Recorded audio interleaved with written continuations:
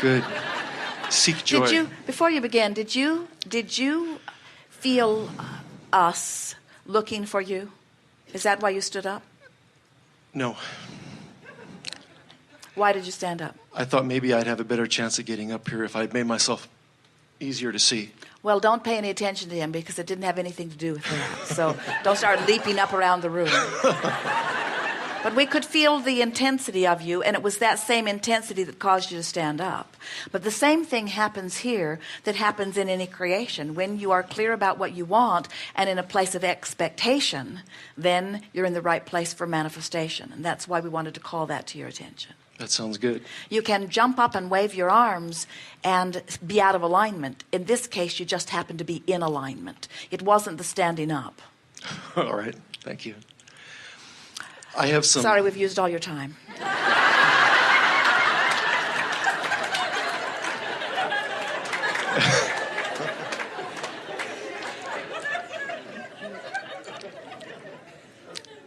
I have some deep, meaningful questions, but I also have some casual questions.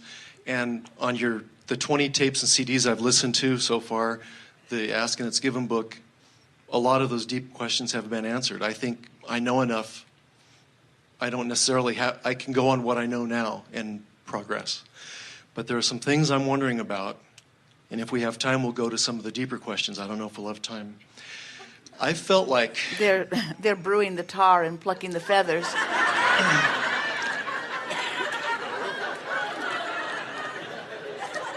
When you were asked about aliens, I felt like it got skirted a little bit, the question.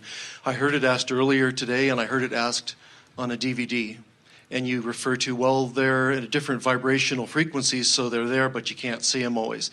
My question is, are there physical other life on other planets that's physical like us, that if we go there, we'll see them? Exactly as and you are. And is that... Except that to go there and see them, you would have to approach them through the birth channel in other words, you are not going to get into your spaceship and fly there. Why not?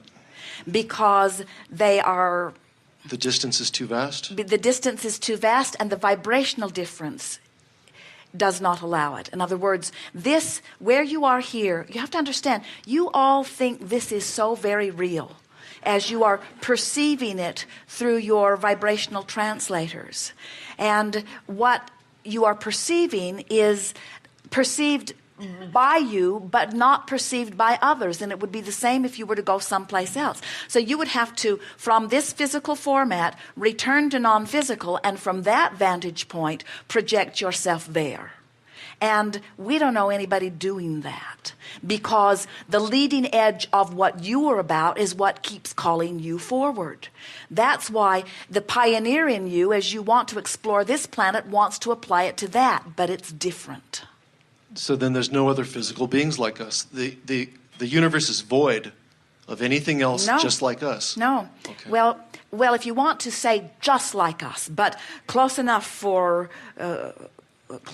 call it just like us, in the sense that there are other planets with physical characteristics that you would relate to. And there are other planets with physical life that you would relate to, who are eating food and who have language and who are conversing with one another. They're not just like you. If they were just like you, you'd all be in the same place. But they're vibrating a little differently. Enough differently. It's the same thing that we were describing about you cannot set your radio dial on one frequency and hear what's being broadcast on another.